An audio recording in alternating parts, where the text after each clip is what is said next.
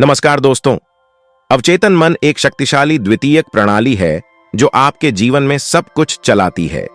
चेतन और अवचेतन मन के बीच संचार को उत्तेजित करना सीखना सफलता, खुशी और धन के मार्ग पर एक शक्तिशाली उपकरण है। अवचेतन मन उन सभी चीजों का डेटा बैंक है जो आपके चेतन मन में नहीं है। इसमें आपकी मान्यताएं, आपके पिछले अनुभव, आपकी यादें, आपके कौशल संग्रहित हैं। आपने जो कुछ भी देखा, किया या सोचा है, वह सब कुछ इसमें मौजूद है। यह आपकी मार्गदर्शन प्रणाली भी है। यह खतरों और अवसरों के लिए आपकी इंद्रियों से आने वाली सूचनाओं पर लगातार नजर रखता है और यह उस सूचना को चेतन मन तक पहुंचाता है जिसे आप चाहते हैं कि वह संप्रेषित करे। अवचेतन और चेतन मन के बीच संचार द्विदिशात्मक होता है। हर बार जब आपके मन में कोई विचार या भावना, कोई स्मृति या अतीत की कोई छवि आती है, तो यह अवचेतन मन आपके चेतन मन से संवाद करता है। दूसरे तरीके से संचार इतना आसान नहीं है और इसे ऑटो सजेशन के सिद्धांत का उपयोग करके हासिल किया जाता है। यह वीडियो अवचेतन मन की शक्तियों से परिचित कराएगा और बताएगा कि सफलता के मार्ग पर उनका उपयोग कैसे किया जा सकता है। आप सीखेंगे कि अपने अवचेतन मन से बेहतर तरीके से कैसे संवाद करें और उसे उस राह पर कैसे सेट करें जिस पर आप उसे ले जाना चाहते हैं। अवचेतन मन क्या है? क्या आपने कभी सुना है कि मनुष्य अपने मस्तिष्क का केवल एक हिस्सा ही इस्तेमाल करते हैं? खैर, यह सबसे ज्यादा अवचेतन मन की वजह से है। वैज्ञानिकों ने वास्तव में इसका गहराई से अध्ययन नहीं किया है और हम अभी भी इसके बारे में ज्यादा नहीं जानते हैं, लेकिन हम जानते हैं कि यह हमारे द्वारा किए जाने वाले लगभग हर काम को चला सकता है और नियंत्रित कर सकता है। उदाहरण के लिए, जब आप ध्यान करते हैं और अपनी सांस को नियंत्रित करना शुरू करते हैं, तो आप अवचेतन मन से नियंत्रण प्राप्त करते हैं और इसे अपने चेतन मन को देते हैं। आप गहरी सांस लेना शुरू करते हैं और अपने पेट से सांस लेते हैं। फिर आप इसे नियंत्रित करना बंद कर देते हैं और आपका अवचेतन मन इसे करना शुरू कर देता है। आपको इसके बारे में और सोचने की जरूरत नहीं है। आपकी सांस तब तक आराम से चलती रहेगी जब तक कि कोई अन्य उत्तेजना इसे बदल न दे। उदाहरण के लिए, तनाव। सब कुछ आपके सिर के पीछे नियंत्रित होता है। अवचेतन मन के कार्यों का एक और उदाहरण इंद्रियों से आने वाली जानकारी है। आपके मस्तिष्क पर प्रति सेकंड सैकड़ों MB की जानकारी बमबारी की जाती है। अगर इसे हर चीज की समीक्षा और प्रक्रिया करनी पड़े तो यह फट जाएगा। यही कारण है कि आपके बीच एक अवरोध है। अवचेतन मन यह सब कुछ संसाधित करता है और यह केवल वही जानकारी पास करता है जो इस समय आपके लिए प्रासंगिक है। जंगली बंदर अवचेतन मन की सबसे अच्छी तुलना जंगली बंदर से की जा सकती है। यह पूरे दिन भाग दौड़ कर सकता है क्योंकि यह आसानी से थकता नहीं है और यह मस्तिष्क के मुख्य भाग में यादृच्छिक जानकारी ला सकता है, या यह आपके लक्ष्यों को प्राप्त करने और आपको सफल होने के लिए आवश्यक जानकारी, अवसर लाने में खुद को व्यस्त कर सकता है। आपको बस इतना करना है कि इस जंगली बंदर को एक उद्देश्य दें। अपने अवचेतन मन से संवाद करना, अपने चेतन मन से अपने अवचेतन मन तक विचारों का संचार करना कठिन है क्योंकि यह भावनाओं के साथ किया जाना चाहिए। केवल वही विचार जो वास्तविक भावनाओं के साथ व्यक्त किए जाते हैं आपके दिमाग के पीछे पहुंचते हैं और केवल वही विचार वहां टिकते हैं जो एक मजबूत भावना द्वारा समर्थित होते हैं। दुर्भाग्य से यह नकारात्मक और सकारात्मक दोनों भावनाओं के लिए सच है और दुर्भाग्य से नकारात्मक भावनाएं आमतौर पर सकारात्मक भावनाओं से ज्यादा मजबूत होती हैं। यदि आप भावनाओं के विषय पर अधिक जानने में रुचि रखते हैं, भय और नकारात्मक आत्मचर्चा अवचेतन मन की शक्ति का उपयोग करने में आपका पहला कदम नकारात्मक भावनाओं से भरे विचारों को खत्म करना है। आपको नकारात्मक आत्मचर्चा को भी रोकना होगा या कम से कम यह सुनिश्चित करना होगा कि यह भावनाओं से भरा हुआ न हो। आपके डर अक्सर सच साबित होते हैं, खासकर तब जब आप उनके बारे में बहुत भावुक होते हैं, और यही कारण है कि नकारात्मक आत्मचर्चा ऐसे हानिकारक प्रभाव पैदा कर सकती है। इन नकारात्मक विचारों को खत्म करना या जितनी जल्दी हो सके उनका मुकाबला करना सफलता की दिशा में एक बहुत ही महत्वपूर्ण कदम है। एक अभिभावक देवदूत के बारे में कहानी है जो हमेशा आपका पीछा करता है। जब आप खुद से कहते हैं मेरा जीवन भयानक है, तो यह भयानक जीवन लिखता है। जब आप कहते हैं मेरा काम उबाऊ है, तो यह उबाऊ काम लिखता है। और जब आप कहते हैं मेरा शरीर बदसूरत है, तो यह बदसूरत शरीर लिखता है। और फिर यह आगे बढ़ता है और आपकी सभी इच्छाएं पूरी करता है, क्योंकि वे मजबूत भावनाओं, दुख, निराशा, पछतावा, आत्मघृणा से भरी होती हैं। वह देवदूत आपका अवचेतन मन है। यहां रुकें और खुद से पूछें, क्या आप अपने मन में नकारात्मक आत्मचर्चा को आने दे सकते हैं? जवाबी तकनीक नकारात्मक आत्मचर्चा को कम करने के सर्वोत्तम तरीकों में से एक है काउंटरिंग तकनीक। हर बार जब आपके मन में कोई नकारात्मक विचार आता है, तो आप उसका मुकाबला अत्यंत सकारात्मक काउंटर विचार से करते हैं। उदाहरण के लिए, यदि आपके पास कोई महत्वपूर्ण प्रस्तुति है और आप अपने आप से सोचते हैं मैं उन सभी लोगों के सामने खुद को शर्मिंदा करने जा रहा हूं, तो तुरंत इसका जवाब दें, नहीं, मैं इतना अच्छा प्रदर्शन करने जा रहा हूं कि दर्शक 5 मिनट तक मेरी सराहना करेंगे। सच्चाई अक्सर बीच में कहीं होगी। डिलीट बटन तकनीक नकारात्मक आत्मचर्चा का मुकाबला करने में एक और शक्तिशाली उपकरण डिलीट बटन है। जब कोई नकारात्मक विचार आपके दिमाग में आता है, तो आप अपने दिमाग में डिलीट बटन दबाते हैं और कल्पना करते हैं कि कागज के टुकड़े पर लिखा विचार कैसे नष्ट हो जाता है। या आप अपने दिमाग में यह कल्पना कर सकते हैं कि आप अपनी मुट्ठी से नकारात्मक विचार को कुचल रहे हैं। दमती इच्छा आपका अवचेतन मन भी उन विचारों पर काम करेगा जो इच्छा के साथ व्यक्त किए जाते हैं। इच्छा से प्रेरित होकर आपका अवचेतन मन इच्छा की वस्तु को प्राप्त करने के लिए कुछ भी करेगा। यह चेतन मन के लिए सभी उपलब्ध चैनल भी खोल देगा ताकि यह जानकारी मिल सके कि ऐसा कैसे किया जाए। जब आपका लक्ष्य आपके जीवन का जुनून बन जाता है और आप उसे पूरा होते देखने की तीव्र इच्छा रखते हैं, तो आप सफल होंगे। जब आप अपने अवचेतन मन को उस मजबूत भावना के साथ कार्य पर लगाते हैं, तो यह आपको जीवन में उन अवसरों को देखने की अनुमति देगा जो आपको आपके लक्ष्य तक ले जाएंगे। सर्वश्रेष्ठ एथलीट केवल इसलिए सर्वश्रेष्ठ बनते हैं क्योंकि उनमें नंबर 1 बनने की तीव्र इच्छा होती है। जीवन से उन्हें इसके अलावा और कुछ नहीं चाहिए। यह उनके जीवन का सबसे बड़ा सपना है। इसे हासिल करने के लिए वे कुछ भी करने को तैयार हैं। प्रशिक्षण सत्र के बाद देर तक रुकें और अपने कौशल का अधिक अभ्यास करें। अपने कौशल सेट का विस्तार करने और बाकी लोगों से बेहतर बनने के लिए जो भी करना पड़े करें। अपने अवचेतन मन को अपने लक्ष्य को प्राप्त करने के अवसरों की तलाश करने के लिए तैयार करें। आप तीव्र इच्छा कैसे पैदा कर सकते हैं? अपने लक्ष्य को परिभाषित करने से शुरुआत करें। इसे जितना संभव हो उतना विशिष्ट बनाएं। इसे जितना संभव हो उतना यथार्थवादी बनाएं। इसे कहीं लिख लें और इसे महसूस करें।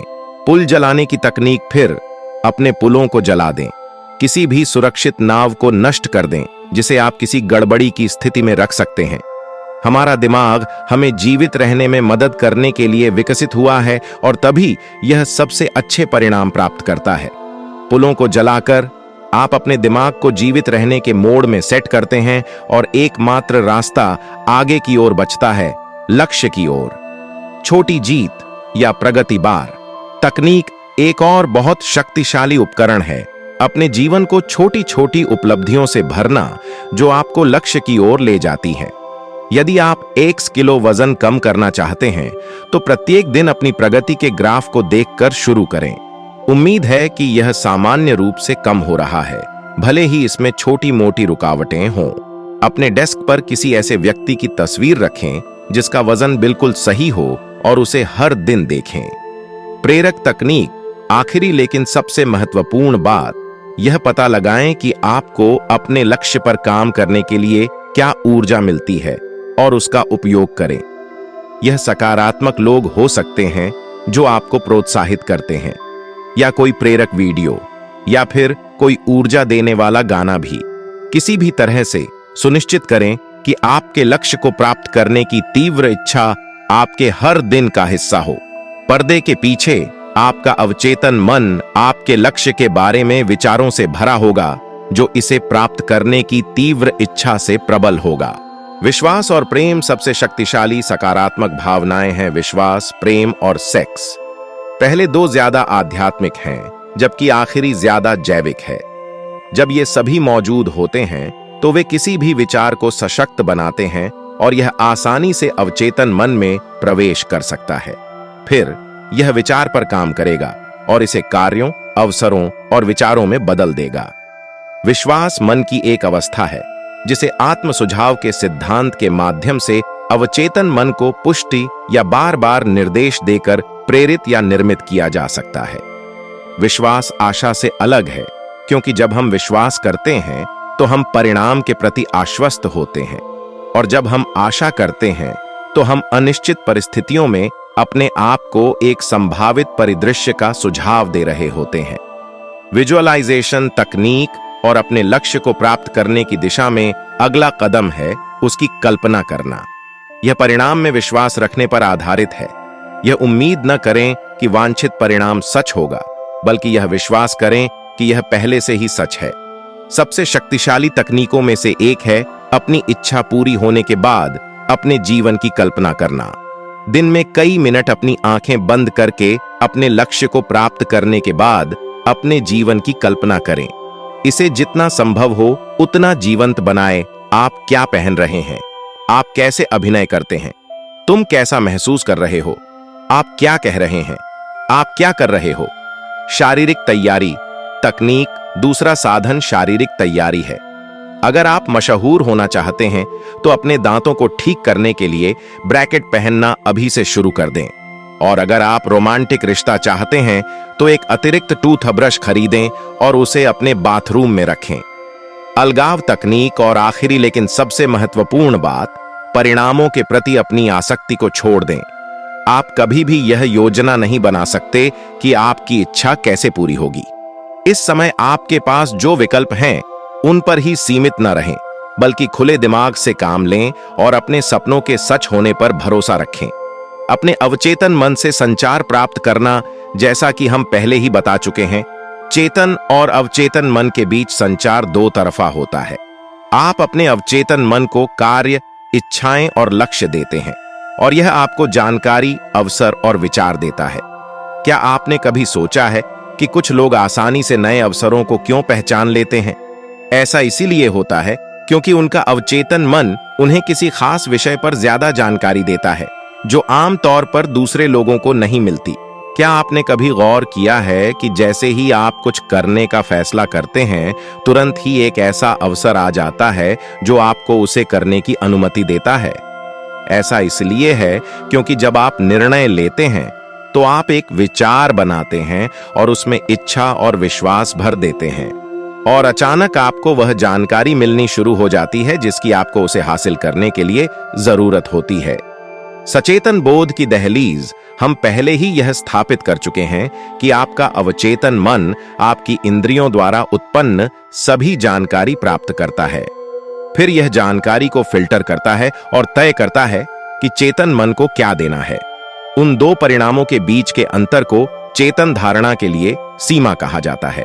अवसर को पहचानने और उसे चूक जाने में यही अंतर है। यह केवल इस बात पर निर्भर करता है कि आपने अपने अवचेतन मन को किस मोड़ पर रखा है और आपने उसे कितने काम सौंपे हैं। जब आपके पास कोई लक्ष्य होता है, जब आप उसे इच्छा से संचालित करते हैं और जब आपको परिणाम पर भरोसा होता है, तो आप उस सपने को पूरा करने के अवसरों को नोटिस करना शुरू कर देंगे। बाकी सब कुछ फिल्टर हो जाता है, खारिज हो जाता है और आपकी यादों में संग्रहित हो जाता है। आप भविष्य में उस तक पहुंच प्राप्त कर सकते हैं जब आपके पास अन्य लक्ष्य होंगे, लेकिन फिलहाल यह चेतन मन की पहुंच से परे है। ओंटो सुझाव प्रकृति ने मनुष्य को 5 इंद्रियों के माध्यम से अवचेतन मन में प्रवेश करने वाली जानकारी पर पूर्ण नियंत्रण दिया है। हालांकि इसका मतलब यह नहीं है कि हर कोई इस नियंत्रण का प्रयोग करता है। इससे भी अधिकांश मामलों में औसत व्यक्ति इस नियंत्रण का प्रयोग नहीं करता है। यही कारण है कि इतने सारे लोग गरीबी में जीवन जीते हैं। अवचेतन मन में विचारों को पेश करने की विधि को ऑटो सुझाव कहा जाता है। इसमें सभी स्वप्रशासित उत्तेजनाएं शामिल होती हैं जो इंद्रियों के माध्यम से किसी के मन तक पहुंचती हैं। चेतन मन में रहने वाले हावी विचार, नकारात्मक या सकारात्मक, अवचेतन मन तक पहुंचते हैं और उसे प्रभावित करते हैं। एक विचार तब हावी होता है जब कोई मजबूत भावना, विश्वास, भय, प्रेम उसे सशक्त बनाती है। मंत्र तकनीक सबसे शक्तिशाली तकनीकों में से एक मंत्र तकनीक है। उस तकनीक का सार यह है कि आप अपने मन में या जोर से एक सकारात्मक मंत्र दोहराएं जो आपको किसी कठिनाई या डर पर काबू पाने में मदद करेगा। जितना अधिक आप इसे दोहराएंगे उतना ही आप इस पर विश्वास करेंगे। जितना अधिक आप अपने शब्दों में विश्वास रखेंगे उतना ही बेहतर परिणाम मिलेगा। कई वैज्ञानिक अध्ययनों के अनुसार बीमारी का एक प्रमुख कारण है हाइपोकॉन्ड्रिया। यह खुद को यह विश्वास दिलाने की कला है कि आप बीमार हैं। यह एक शक्तिशाली आत्म सुझाव मंत्र है जो डर जैसी नकारात्मक भावनाओं से प्रेरित होता है। यदि यह संभव है तो आपके मन को यह विश्वास दिलाना भी संभव होना चाहिए कि आप स्वस्थ हैं, खुश हैं, अच्छे दिखते हैं या मानसिक रूप से मजबूत हैं। रीडिंग आउट लाउड तकनीक। पहले आपको अपने जीवन के लिए एक निश्चित लक्ष्य निर्धारित करने के निर्देश मिले थे। अब उस लक्ष्य को लिखना सुनिश्चित करें और उसे प्राप्त करने की इच्छा के साथ उसे मजबूत करें। जागने के बाद और सोने से पहले और दिन में कई बार अपने लक्ष्य को जोर से पढ़ें। कल्पना करें कि आप पहले से ही अपनी इच्छा पर कब्जा कर चुके हैं। देखें और महसूस करें कि आप इच्छा पर कब्जा कर चुके हैं। जब आप अपने लक्ष्यों को पढ़ते और बोलते हैं तो भावनाओं को मिलाएं। परिणाम के प्रति वफादार रहें। याद रखें कि अपने अवचेतन मन को प्रभावित करने के लिए आपको एक कीमत चुकानी पड़ती है। उस कीमत को दृढ़ता कहते हैं। आपको ऑटो सजेशन के लिए कदम उठाते रहना होगा।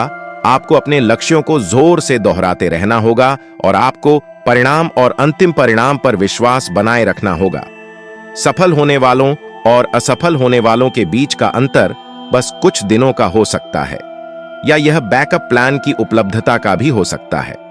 जो लोग हमेशा कहते हैं अगर मुझे सफलता नहीं मिली तो मैं यह और वह करूंगा, वे हमेशा यही और वह करेंगे क्योंकि उनका दिमाग हमेशा इस बारे में सोचता रहेगा कि इससे कैसे बाहर निकला जाए। अवचेतन मन आपके शस्त्रागार में मौजूद सबसे शक्तिशाली हथियारों में से एक है।